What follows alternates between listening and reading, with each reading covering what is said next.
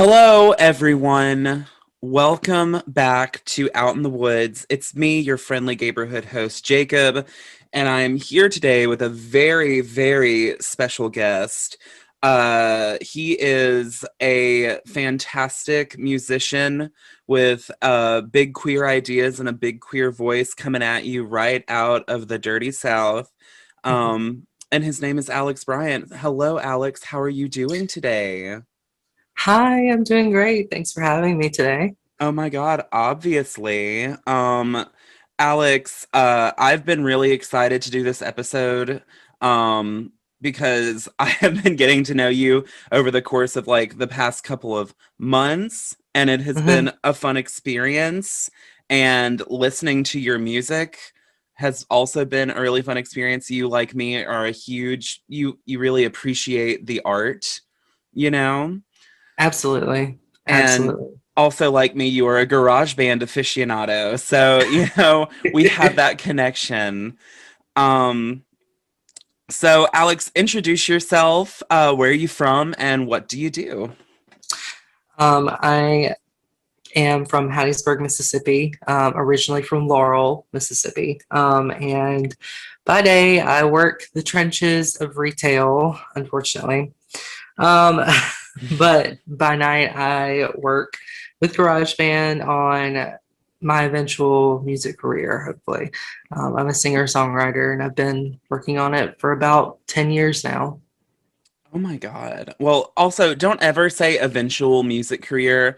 Just because you're not quite making the money that you want off of it does not mean that you don't already have a music career. You've done more than a lot of people have. You have a whole album, which we'll get into later, and a whole nother one in the chamber. Um, so Alex, when did you know that you were different?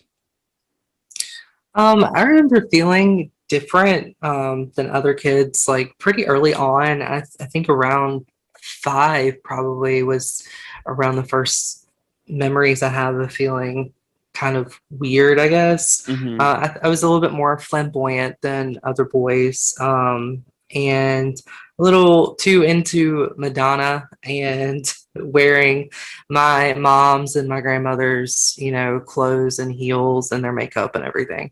And so pretty early on, you kind of get those weird looks and kind of get ushered away from the more girly things as, someone who is born a boy, I think. And so yeah, probably Well, around 5 years old.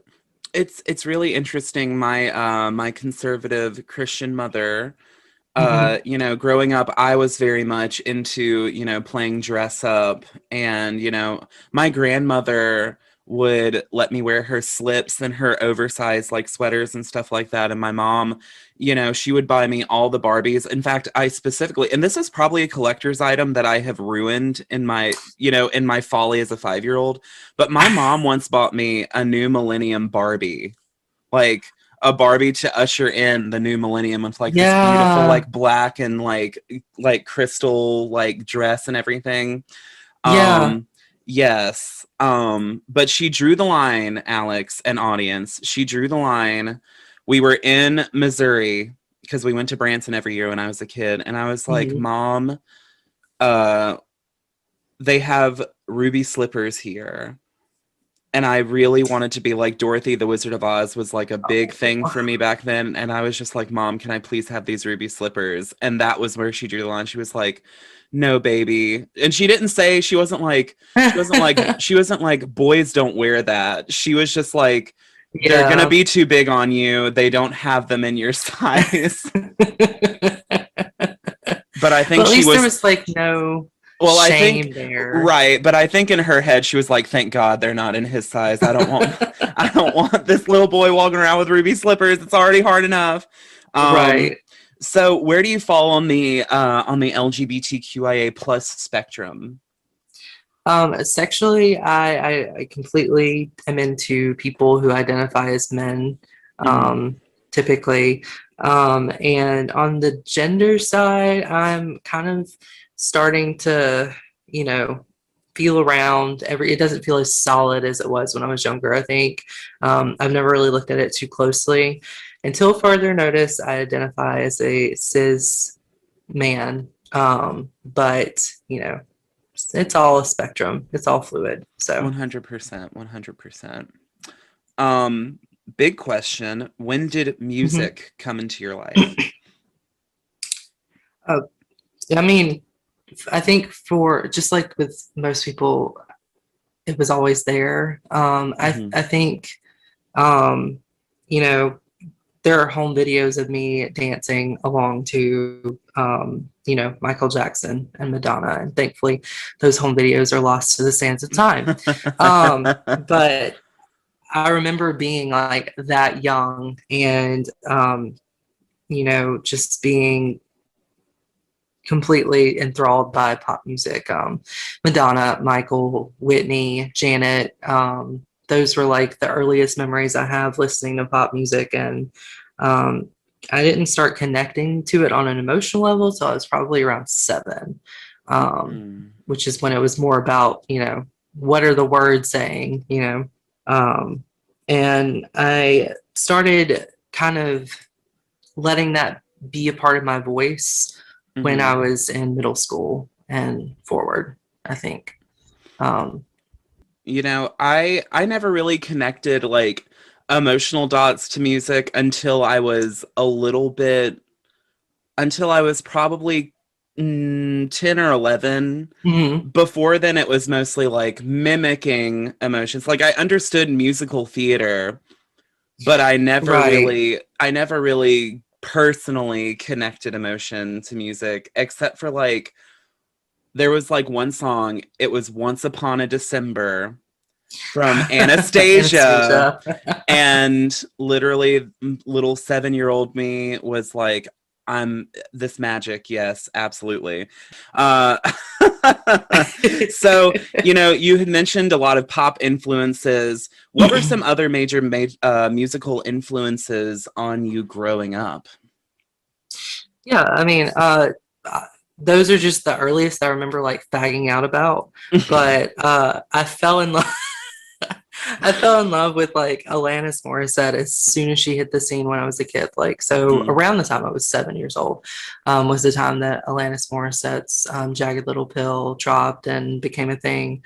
And the grunge era of the 90s really had played a big influence on me. My parents were Gen Xers, and so they were very much into Pearl Jam, Nirvana, Red Hot Chili Peppers, and they also listen to Dre. They listen to Nelly, Eminem, mm, DMX, and so I got a very eclectic musical upbringing thanks to being yes. around them, and then being raised by my grandparents for the majority of my life. I also got to listen to the music that they liked when they were younger. So like the rock and soul of the 60s and 70s, as well as Hmm. country music of the 90s. So big variety being funneled into me at a very young age. I wow, I wish that I wish that I was as blessed as you to have some of the 90s stuff like really like come into, but it's weird. The 90s is kind of a blind spot for music in my life except for like the late 90s. And it did not come, I 90s music did not come into my life until I started drudging it up really, because my parents are both baby boomers.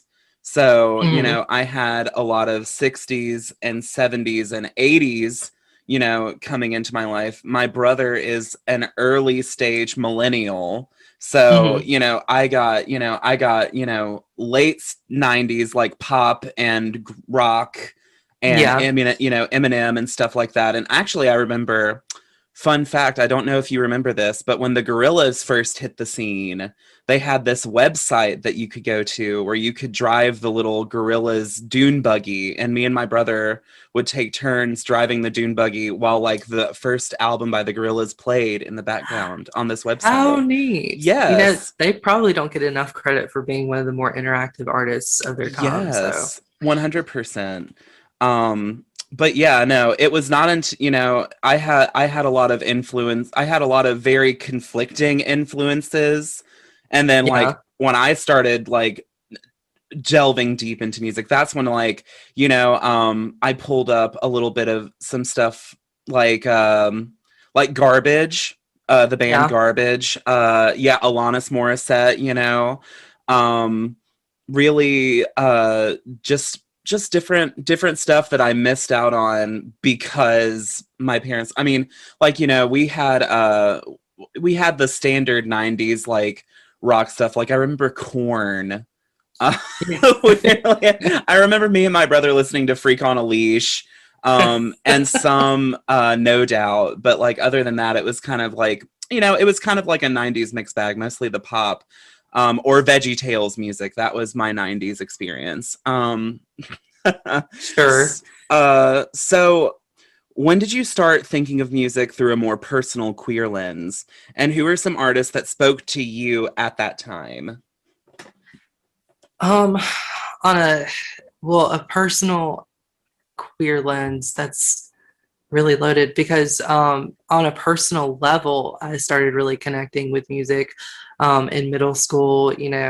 Puberty hits, and all of a sudden you're angsty, and you've got to find some way to be understood. And who doesn't do it, with music? And I think in a queer way, I was in denial at that time, very much. So, you know, I feel like Jagged Little Pill and Supposed Former Infatuation Junkie, which are, two albums by Alanis, those really spoke to me back then because I was re-examining my relationships with faith and with my family and my ties Mm-hmm. to them and how they were qualified. And a lot of the songs on those albums examine those subjects as well. Mm. And I started branching out from there, listening to Madonna's music a little bit deeper Mm-hmm. and finding the queer underbelly of her songs. Mm-hmm. But in high school was around the time that Adam Lambert and Lady Gaga hit the scene, and they were like the first flamboyant Mm-hmm. um, mainstream artists that I had seen for my generation Mm-hmm. that really were like galvanized in being queer and Mm-hmm. empowered by it. Mm-hmm. And so that really spoke to me at that point. Okay. I had a very confusing experience because I experienced, as far as this big, like questioning of a lot, once puberty hit. I questioned a lot, but I really dug my head further into the sand of the church basically at that time, instead of allowing myself the room to explore. But that made things even weirder for me because, once again, my parents are baby boomers, so Mm-hmm. I really didn't listen to like a lot of modern music per se. Like I remember like one of the first CDs I ever bought actually of a modern band was We Started Nothing by the Ting Tings, which love the Ting Tings, love the Ting Tings. Yes. But it was a lot of listening to, I was that weird kid in 7th grade who was listening to ABBA on his iPod, and um it was like I was listening to ABBA, who, though they are queer influences now, they are very supportive of the queer community because I guess their music connects to us on that very, I don't know, it opens your queer third eye when you listen to ABBA. It's the disco. It It's the is, it's the disco. disco, it's the That disco, it's the drama.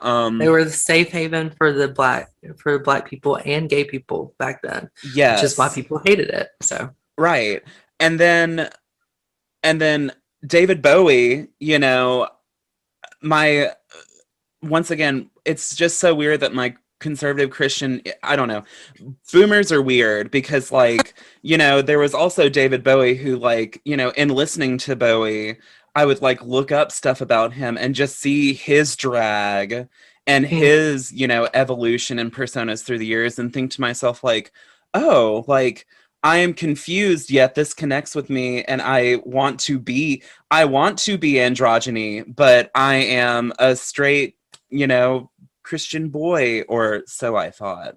mhm. Um, and yeah, so I don't know. It was just it was almost more polarizing. I did not I was just it turns out I was just looking for someone to validate my identity, and I Of did not have course. that, you know. So my music was the closest thing that I had to validation, I guess.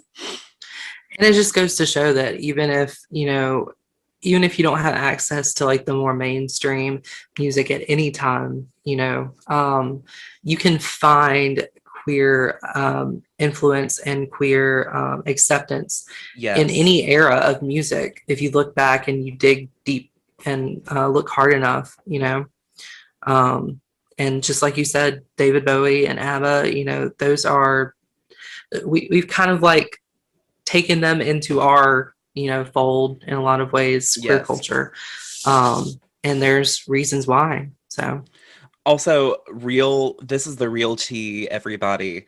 I did not really enjoy Lady Gaga or attempt to really mm, listen to Gaga until the Glee episode in season 2 where they did Lady Gaga. I'm so sorry, everyone. You can get your stones ready now. But then like shortly after that, Judas came out, and y'all talk about being conflicted. Y'all, when I heard Judas, my little gay ass was like, oh my god, I love this song, but oh my god, these lyrics. Am I going to hell?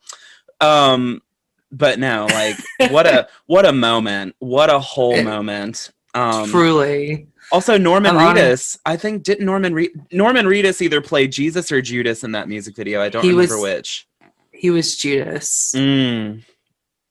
Yeah. I'm not as attracted to Norman Reedus as I once was. I don't know what it is, but mm.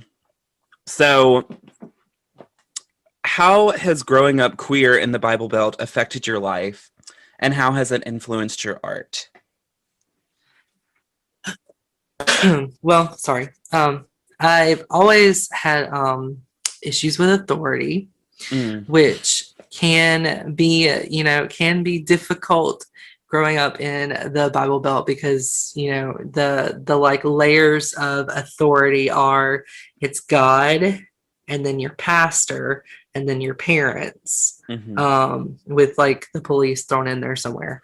And you know, I could psychoanalyze the fact that I wasn't raised by my parents all day, but I think everyone should question authority to an extent, because not everybody in authoritative positions has, your best, you know, they're not always out to help you. Mm. But being othered by your own family members and your peers at a very early age, I think estranges you from both everybody else and yourself. And so it kind of cultivates like a angsty, dark, lonely, sad sort of, quality to you. And that's kind of what drew me to grunge music back in the 90s, even at a super young age, and has developed my own music because there's always probably going to be some sort of moody aspect to every, album or song I put out. Mm-hmm. Because I just, it's something that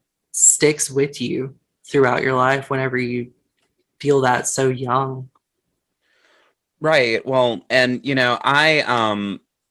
have talked a little bit deeper about your childhood and Yeah. uh how you grew up, and it audience, it was not easy to say the least. I consider music to be an important thing for everybody, but Hmm. why do you think it's especially important for the queer community?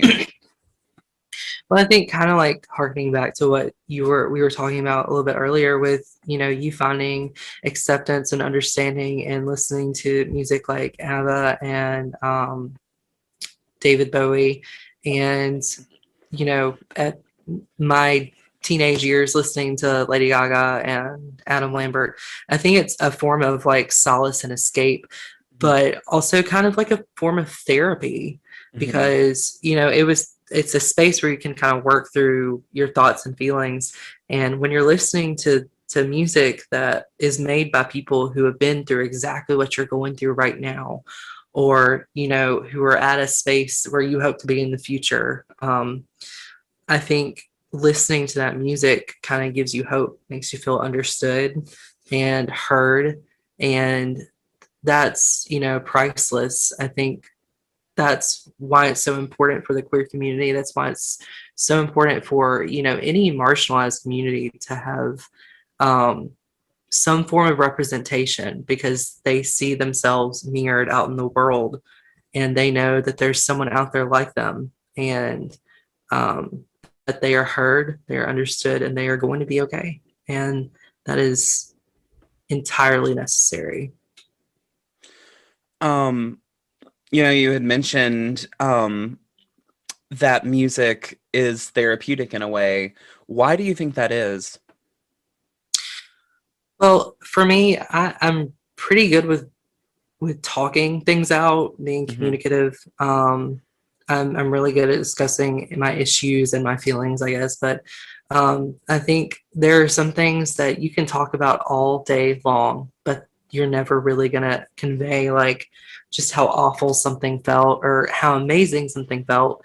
And I can summarize the totality of something that was super traumatizing to me in a song with not just the lyrics, but also with the way that a guitar can sound angry, Hmm. or some synths can sound moody, or a Hmm. drum beat can sound like a heartbeat.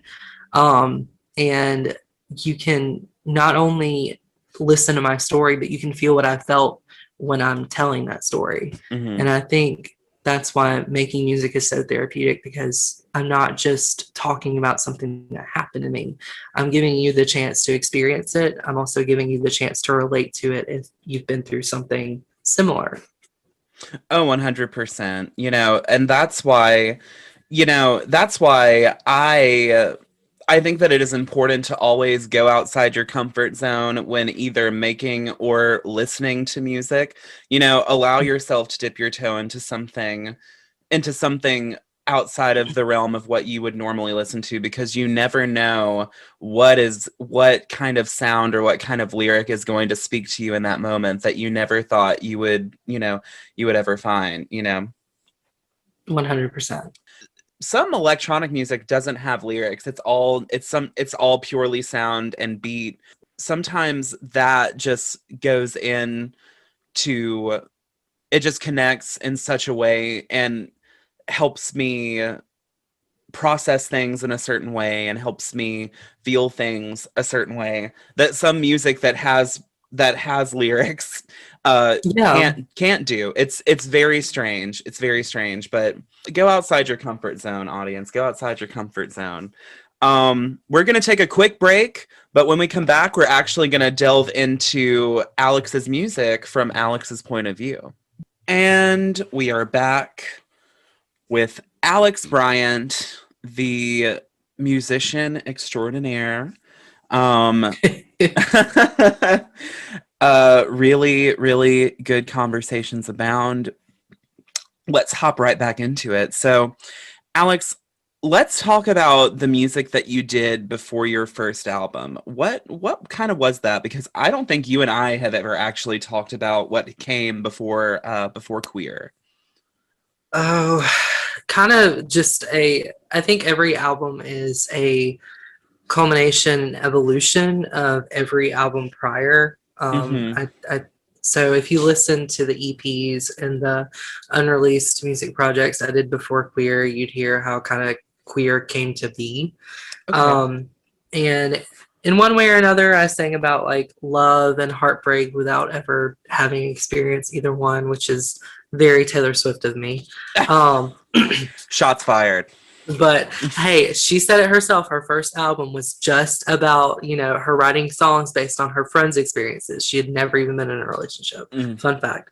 But that's it. They were really thrown together, and mostly comprised of like the loops that are preloaded in GarageBand and Mhm. like half shoddy, shitty created composed loops. Like I didn't know what I was doing, but if I still have them on an old broken computer, and they will always be special to me because, that's where I started.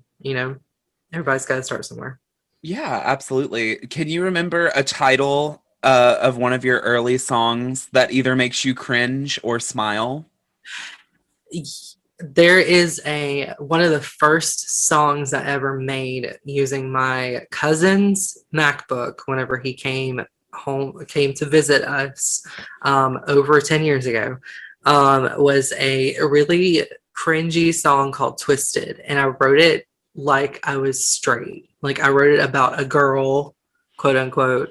Hmm. And it was just trying way too hard, If and it's lost to the internet, and I don't want to hear it ever again. I was gonna say, if it makes you feel better, when I was in high school, uh, I got into Muse. I fell hard Mhm. for Muse. It was not until very recently, well, not very recently, it was not until a couple of years ago that I was like, I think I'm done with Muse. But, they got me through a lot in high school. They did. They were like one of the first big modern rock bands that I was like, yes. And Matthew Um, Bellamy can get yeah, well, absolutely. I mean, and the thing is, I'm not going to deny it. he's a very intelligent man, but post like their fourth album, things kind of fell to the wayside Hmm. just because it was, I don't know.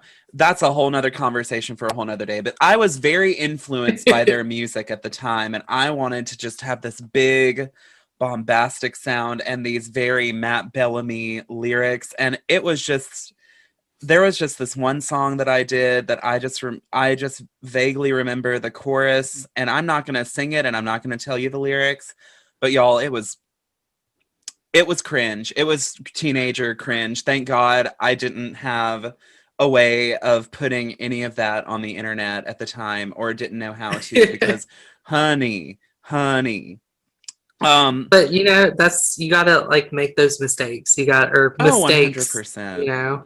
100%. We're not all Lord, where you can come out with a really heartfelt, great album at 17, you know what I mean, and feel, something that's not cringy. I don't know. I feel like maybe Lord just had all her hormones in check and a really good ghostwriter on the side. But Um, I can relate to wanting to disappear for months to years at a time and then surface randomly to just be like, here's my art and I'm going back into my hole now. yes. Yes, 100%. So let's talk about your first album, Queer. Let's just talk about it. What was going on in your life? What were you trying to say with Queer? Where did all of this come from for you? Well, I started writing for it in the fall of 2016. Um, and the title track was the first song that I wrote, and I wrote it a few days after the election. And it was kind of in response to friends and family members that had very close to me for years and seeing their reactions to the results and seeing them cheer for Trump, hearing that they had actually voted for Trump. And I felt very like disconnected and honestly a little bit betrayed by them. Um, because at this point in my life, I think I'd gotten to a point where I was very comfortable not only with myself but with the people I was surrounded by. Hmm. Um, and all of a sudden, after the election, I was panicked and scared and angry, and I felt very much like a teenager again. Hmm. Um, I was right back in that mindset where I felt like I couldn't trust the people around me. And so I wrote Queer and Pride both in the same week. Hmm. Um, and I was kind of like, okay, that's what this album is going to be. It's going to be about my journey from, realizing that I was different to where I am today. And I'm not going to, dismiss any of the ugly, dirty details and everything. So, I wrote about the heartbreaks, the hidden relationships, the hookups, the vices, the trauma, and, um, acceptance I found among others like me, and giving that back to the community and celebrating it. And that was pretty much my intention with the album, is that, my experience being something that may can help other people. And I I'm as humbly as I can put it, I have had people reach out and say that, there are songs on the album that have helped them come to terms with their sexuality or accepting themselves. And that is entirely the point of the album, Hmm. is for it to kind of be like a therapy session for me, and then I put it out there and hopefully it can be a therapy session for somebody else, you know. Hmm. So um I was going to say, your lyric writing, as a lyricist, you are very straightforward. Whenever you were telling me that Alanis Morissette was one of your biggest influences, I mean, it makes too much sense whenever I hear your writing, um, because you are very straightforward. Do you feel like it's easier for you to express some of your trauma, and be honest about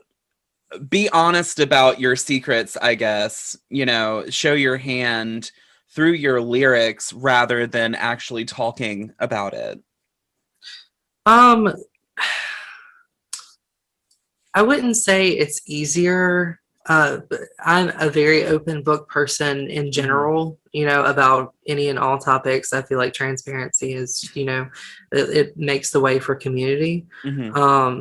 And but with putting it in music, I think it makes it easier for me Hmm. to to feel it, I Hmm. think. And putting it in music makes it more better packaged and palatable for other people, Hmm. I think. Because if I walked up to somebody and I was like, so I was, you know, I was traumatized by this terrible event and it happened like this, there most people are probably going to look at me like with bug eyes and, you know, kind of be like, okay, that's a little bit, I didn't really ask. Right. um Like, but if I Judy, make you're oversharing. Right, but if I make a song about it, you know, and put it in a little bit more poetic way, people can make it about whatever they want. You know, it Right. doesn't have to be about my trauma. It can be about whatever experiences they've had. So 100%. Um, have any of your conservative Christian family members heard Queer? I don't know. To be honest with you, I don't know. Nobody has really spoken to me about it. Mm. My siblings, my brothers have listened to my music and they, you know, they are very supportive of it. And Hmm. we all collaborate and chit chat about music from time to time. But the rest of my family, they've not really contacted me about it or mentioned it. So I don't Mm. know. Okay, okay.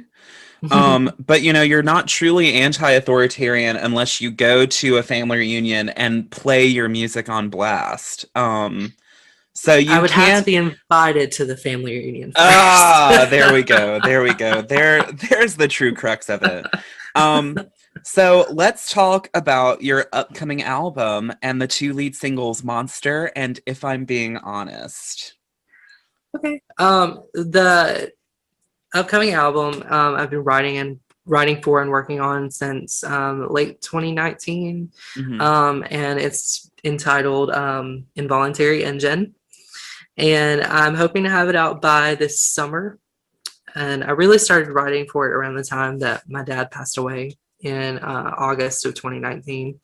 And I wasn't immediately up for creating an album, so to speak. Hmm. I mostly just wanted to, I didn't, I, this is one of the only ways I really know how to process things is just to write. And so I did, and I think I wrote 10 songs by the end of 2019, 10 or 15. Um, and I just kept writing because, you know, I didn't know what else to do. Um, you know, as complicated of a relationship as I may have had with my father, it's still a death of someone who's been, you know, in one way or another influential to me. Hmm.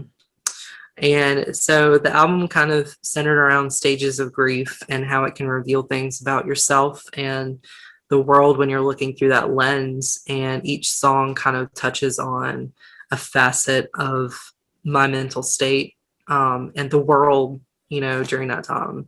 Hmm. And this, I mean, I'm still writing, so it's, even ongoing. Monster was the first like real single that I was like, yes, this is exactly what I want to, kind of slap people in the face and be like, this is kind of the vibe that I'm going for. Hmm. I wrote it about kind of allowing people to get close to you and being in love and loving people despite the fact that one day you're going to lose them or they're going to lose you, which is a really scary thought to have. And one that has kept me awake multiple nights. And it's, I wrote it as kind of like a monster that's always chasing you throughout the rest of your life. Hmm. You can have all these ties, but eventually it's going to eat you alive. And if I'm being honest, was I kind of wrote as stream of consciousness, I guess, because it was a time that I was like really pent up emotionally, and the dreaded words, "How are you doing?"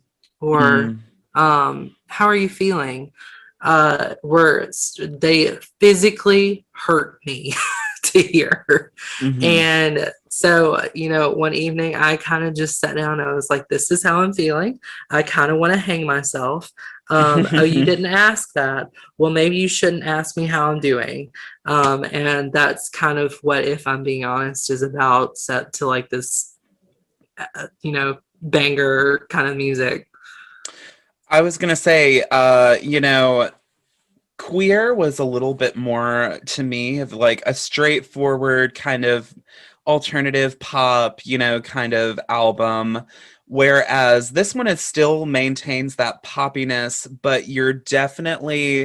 there is definitely more of like a dark electro dance influence in what you're doing. It definitely came out in Monster, and it definitely comes out in If I'm Being Honest. Um, so, I think that you're doing the good old dance away your emotions trick. Um, like you're allowed to feel this, but it'll feel better if you just dance about it, like. Right, right. And I mean, like Lady Gaga did it with Chromatica. Hmm. It's very like she wrote all of the songs apparently on piano first and Hmm. then translated it into synthesizers.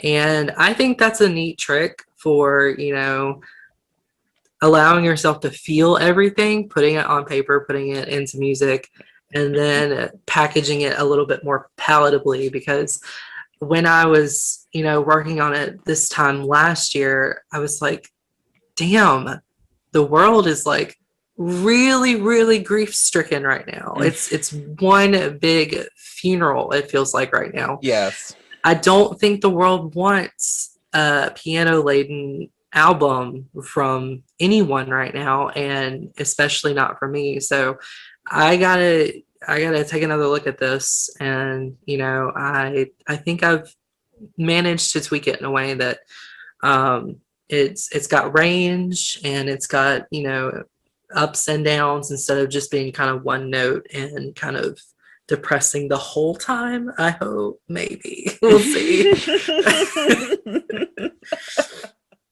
We'll see. It's not a funeral, it's a wake. It's a wake. Right. It's Um, it's awake on, alcohol. We'll see. yes, yes. Are you already planning for the next album?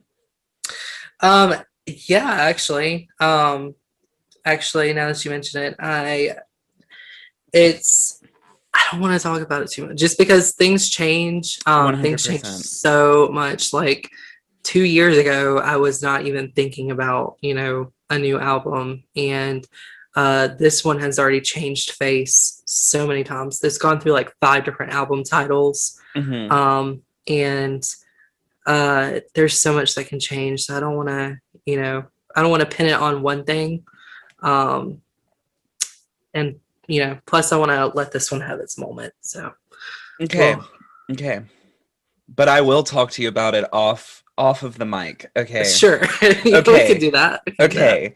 Um that. so now that we've gone through your work so far, I have some questions that are just for fun. Okay. Top 5 albums. Go. Okay. Okay. Obviously, it's got to be an Alanis one. So, supposed former infatuation junkie. Mm, Uh, Erotica by Madonna. okay. Um, I feel like every pop star these days is influenced by Beyonce's self-titled album. So that's in my top five. Mm-hmm. Banks, the Alter album, and Gaga's Art Pop. Mm-hmm. Art Pop is also my favorite Lady Gaga album. I want to put that out Mhm. there. It is not in my top 5 albums of all time. Um, Thankfully, I sent you these questions early because it is a hard decision, really, deciding on your top 5 albums of all Yes, I time. had to do my homework. I was gonna say, so my response to that is my top 5, and I can't put these in any particular order. Okay. Um, Black Star by David Bowie, The Visitors by ABBA, and that includes, y'all, fun fact, that includes all of the tracks that did not make it onto The Visitors, including Should I Laugh or Cry and Cassandra. Uh, let's see. Jamie by Brittany Howard, her first solo album. Um, Actor by St. Vincent, and Like Clockwork by Queens of the Stone Age. So, Very eclectic yes. picks. Yes. So next question. Lady Gaga, Madonna, or Cher?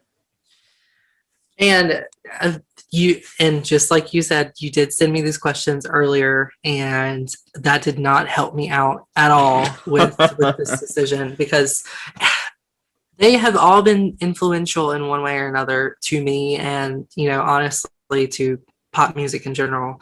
But I'd have to say Lady Gaga just because of her all around personality Hmm. and career, because she's also made it a point to not only just be like a figurehead for pop music, she's also used her voice and her platform to continuously be there for multiple communities. And I think Hmm. that's, that means a lot to me. You know, I'm only going with Lady Gaga. I'm going with Lady Gaga because I know her body of work the best. I am not as familiar with Madonna's body of work, or really I know I yeah, honestly, I know as much about Madonna as I know about Cher. So, it's one of those things where I feel really bad because I feel like I should know more, but you know, Madonna and Gaga are definitely like neck and neck for me, just because I Madonna was foundational for me, but well, and Madonna is also very important to bringing the queer community to where it is today, sure. because she was her. I mean, her and Cher were both really the only allies that we had in celebrity back in those days. Especially Mhm. back during the AIDS epidemic. Yeah, Madonna has done a lot of work for the gay community back during the AIDS crisis. Um, I but I just I don't know. That's such a tough question. I know. But I'm gonna stick with Gaga. I'm gonna stick with Gaga. Also, fun fact: Gaga is actually the godmother of Elton John's kids. So Yes, that helps that tier go up just a little more. yes. That brings her a little bit closer into the dynasty, Yes, if you will. yes, it does. Yes, it does. Also, y'all, Elton John has a really cool feature on the Gorillaz' latest album, which y'all go listen to. It has some really, really great collabs. This I did Um, not know, so I'll have to check that out myself. Please do, please do. Song Machine, Volume 1. So how do you feel about autotune, Alex? Okay, I'm going to be controversial yet brave. Um, I don't mind it actually. I don't mind it when it's used purposefully and sparingly. If it's like a whole song of autotune, I'm kind of like, what are we doing here? What's the point? Hmm. Um, Otherwise, at that point, it's kind of dated. It's very mid 2000s for me. Whenever Mm-hmm. it's like just splashed all over the song. But when it's used, it creates a really cool effect that there are songs that would not be as amazing as they were without it. The first one that I think of, like just right off the bat, is Impressive Instant Oh. by Madonna, and also Mm, Music by Madonna. Like those two mm. songs, if they didn't have like the auto-tune bits to it, they wouldn't have been as like funky. Which one were you going to say? Oh, I thought you were going to say Believe by Cher. Oh, yeah, well, obviously Believe. I don't know why that wasn't my first choice, but like I was thinking Sh- auto-tune, and I Cher is the just reason we have auto tune. She paid like $6 million to have that technology because it was like specifically like some kind of sonar technology, just so that Cher could make her voice sound really weird and alien for that one song. So, and it launched 100 careers. I was yes, about to say 1,000, but I wouldn't say 1,000. I would say about a yes. 100 careers. I was gonna say I agree with you, Alex, in that I don't think I can do a whole. Well, rather, I don't think I can do auto tune explicit. I can't do someone using auto tune as a crutch for their lack of talent, but Sure. I can do somebody using auto tune as an artistic choice. Um, Yeah. Also, honestly, I really wanted this to be in my top 5 albums. So just pretend you can, audience and Alex, y'all can just detract one of the albums of your choice and replace Virtue by The Voids, which is Julian Casablancas's other band. I know I've told you about them. The thing Mhm. about Julian Casablancas is he has a really good voice, and the Voids are very experimental and a little rock and roll avant-garde. So sometimes to give that really weird alien out there vibe, Julian Casablancas will just throw in auto tune and it just makes sense. And Yeah. it's great. And then there's like on the other hand, you have Kanye West who sometimes the auto tune bothers me and sometimes I'm like, okay, it fits. Yeah. I mean, 808s and Heartbreaks era Kanye West. It's one of those things where like if you took the auto tune away, would it still have the impact that some of this? That right So there. Yes. Um Next question. If you could be an expert at one instrument, what would it be? piano. I had so many chances when I was younger to learn piano and have it taught to me by my older cousin, and I never gave myself the credence or confidence to try it out. And I regret it now because it would help me a lot at this point to know how to play it better. I feel you there because my answer is the exact same. And it was not for lack of my mother signing up me up for piano lessons. It's just that my brain is a big dum dum with a chemical imbalance.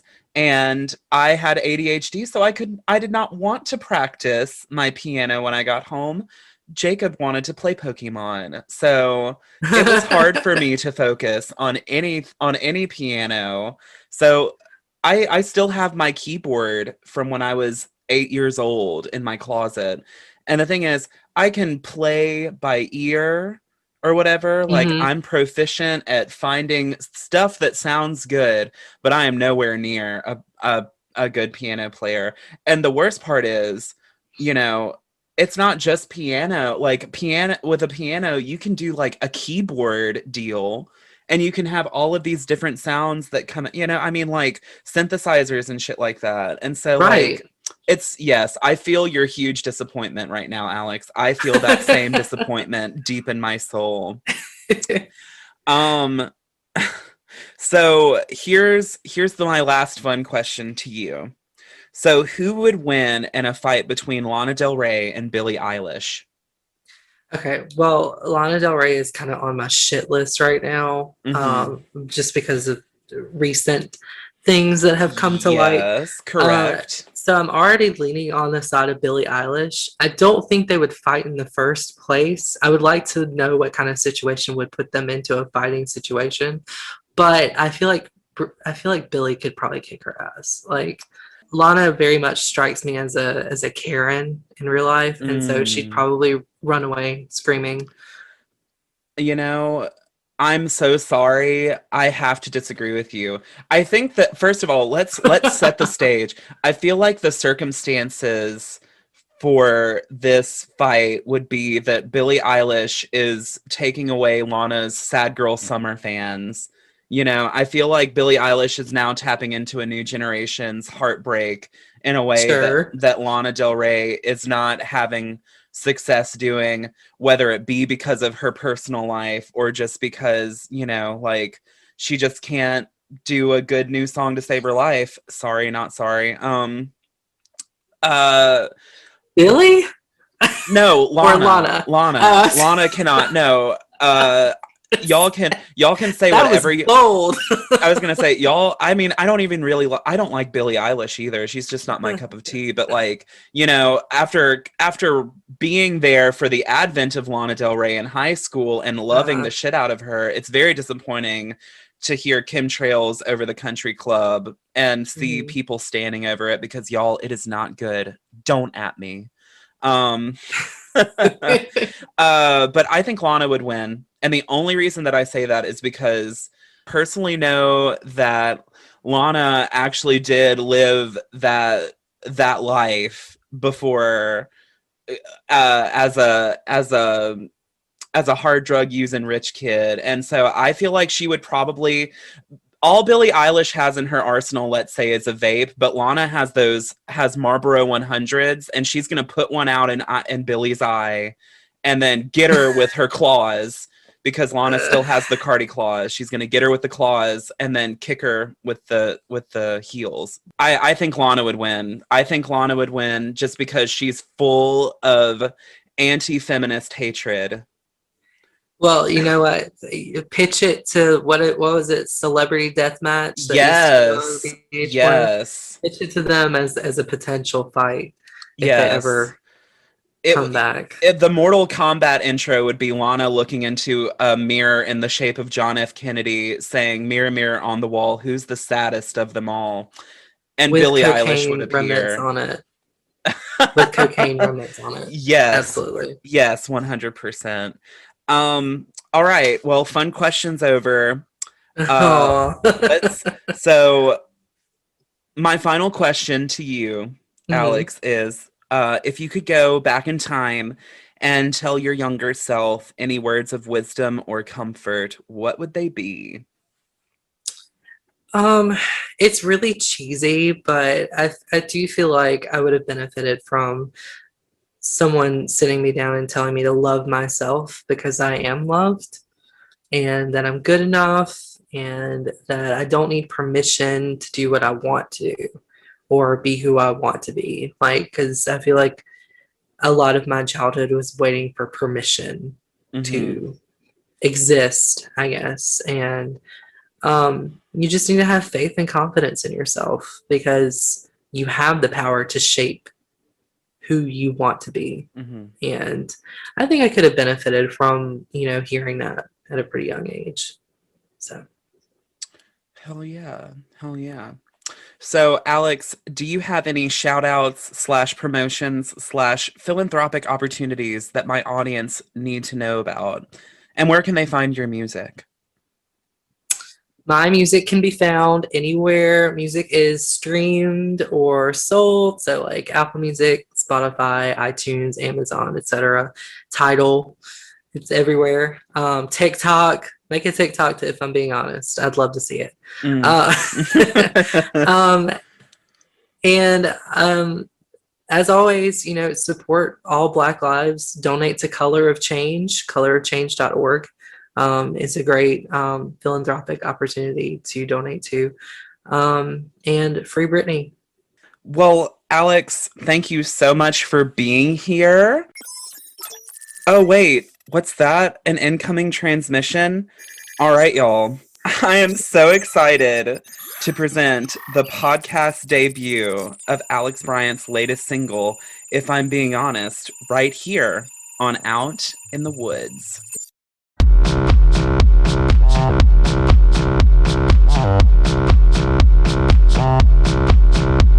If I'm being honest, I think about the belt in my closet way too often. That dream is though the blade of the reaper is hanging over me. If I'm being honest, you didn't ask for all this information, but it's been stuck in my throat for so long. I made myself sick choking on it. If I'm being honest, if I'm being honest, and I am.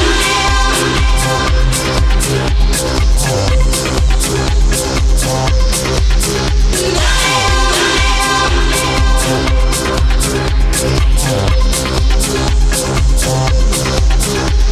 if I'm being honest, I fear sometimes I won't make it to age 4.